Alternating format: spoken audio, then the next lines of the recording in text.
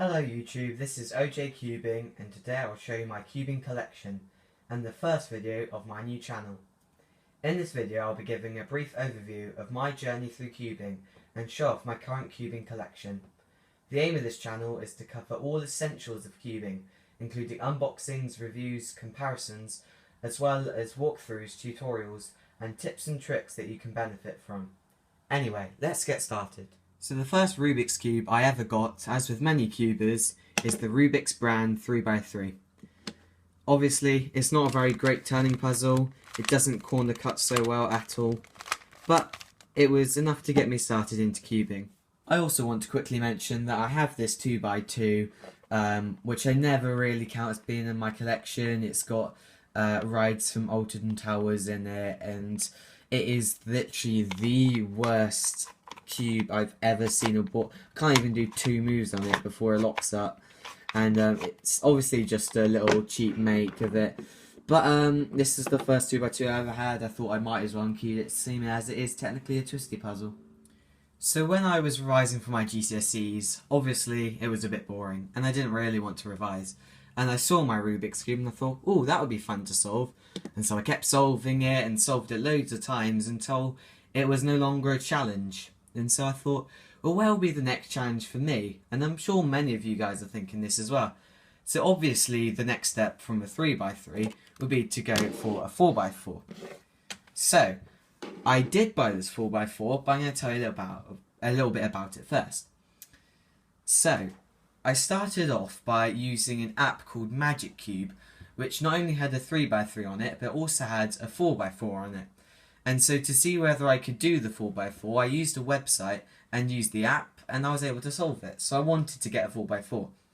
However, the app also had a 5x5 on it, and I went and learnt how to solve it, and it wasn't too difficult. So I decided I was going to get a 5x5 as well. Now, as you know, the Rubik's brand cubes aren't so great, so what I thought was I should probably get another 3x3. And so I kind of did, and that 3x3's okay. It's not terribly great, but I thought, seeing as I want a new 3x3, a 4x4 and a 5x5, and I don't actually have a 2x2, and I originally thought I could just use the 4x4 but only turning middle layers, but I didn't think that would be sufficient enough. So instead, what I actually did was I bought this Shengshou 2x2, 3x3, 4x4 and 5x5 set off Amazon for quite a decent price actually. And just to go over some of the cubes, 2x2 is quite good, it's very smooth, but as in terms of corner cutting, it catches quite often, so it's not too great. The 3x3 is also okay, but it's incredibly loose at the moment because I've quite recently lubricated it using WD-40, which I wouldn't recommend. The 4x4 feels like it's going to pop out at any moment, and actually that is what happened to me. These pieces here just kind of flew out, if I can... Yeah, they kind of flew out one stage, and some of the internal pieces in there, I don't know whether you can see, completely messed up. Here's an internal piece here, and so I got quite worried about it, and it was quite difficult to find a decent breaking sort of tutorials on YouTube, which is why in this channel I'm going to be going over some of them and how to put this back together.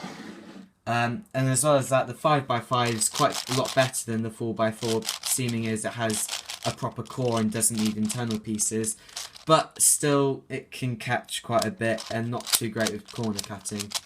But otherwise, this is quite a good set of 2, 3, 4s and 5s, so yeah. So once I had the right 2, 3, 4, 5 set to buy, I had to look on YouTube to see reviews for it, seeing as there weren't any online.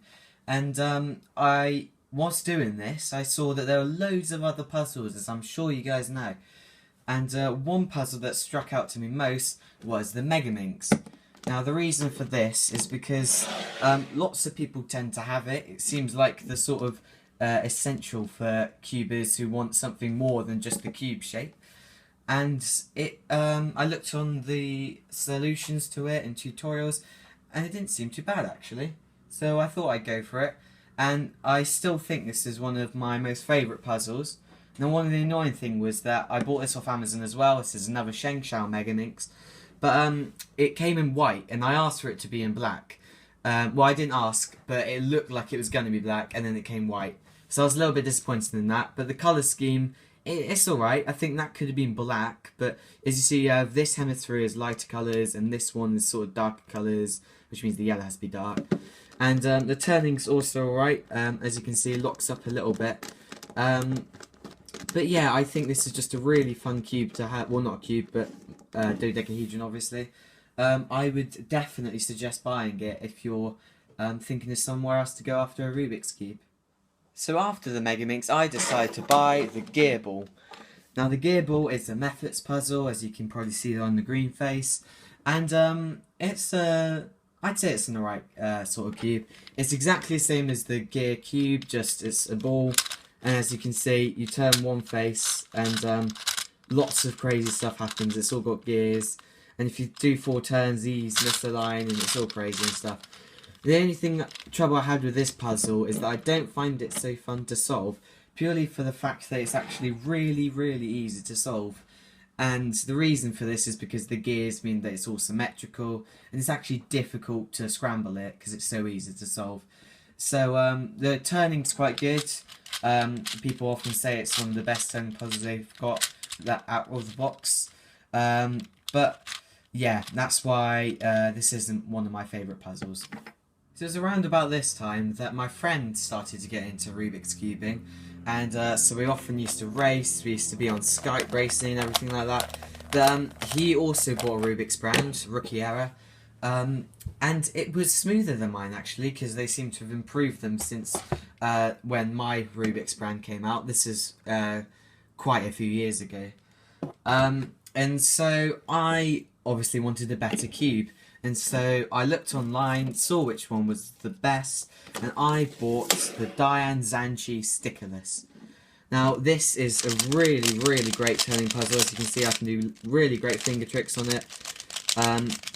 And this is obviously my main at the moment. It's not as fast as a Wei Long or an Ao Long, but I think this is the sort of midway, intermediate, let's say, for Rubik's Cubers. This gets me into a sub 50 solve nearly every time, and I have got a sub 30 solve with this one as well. I bought the stickless one just because I thought it looked nicer, although people do say that it is illegal in competitions, but I thought that's fine because I'm not really interested in competitions at the moment. If I was, I'd probably get a much better speed cube and one that is obviously stickered.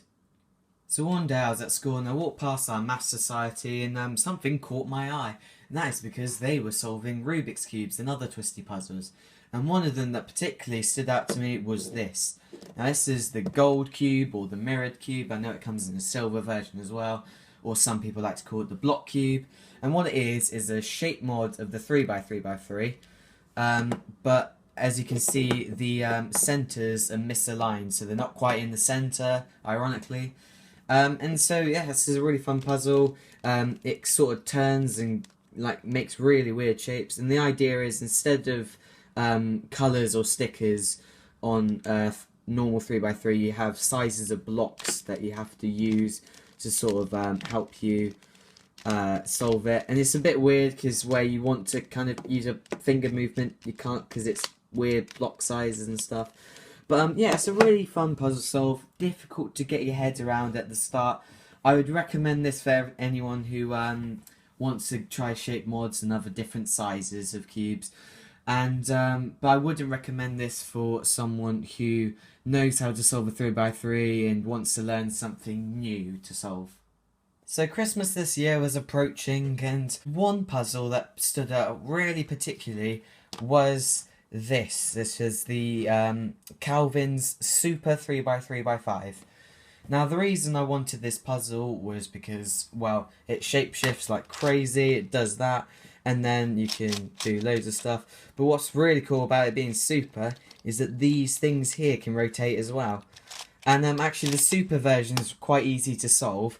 But what I decided was I'd buy a super 3x3x5, and then I could use it as a normal 3x3x5 as well. The only problem I had with this is I had to get it from HK Now store because it wasn't on Amazon.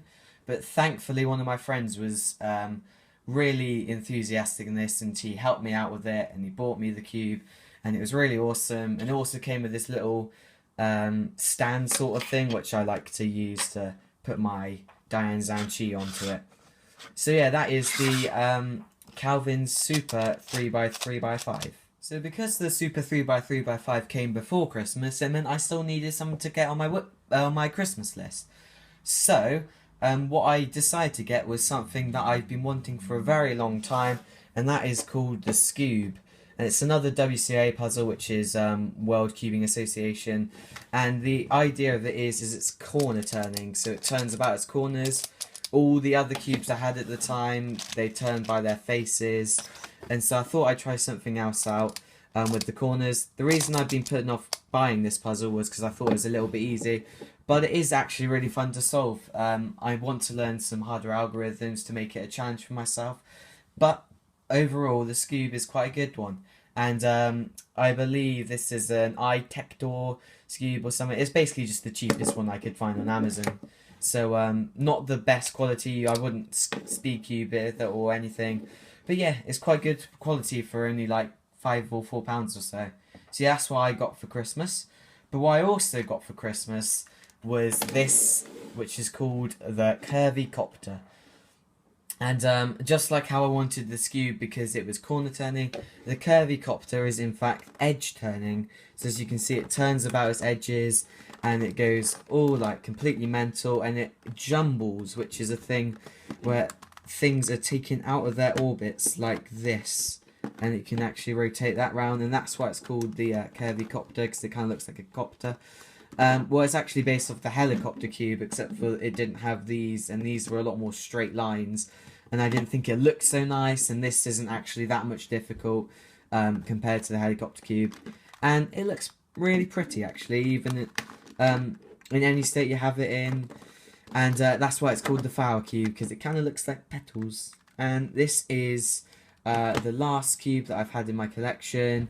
I've got a square one coming along its way, and I have many plans for more cubes in the future. But thank you for watching, and see you all later.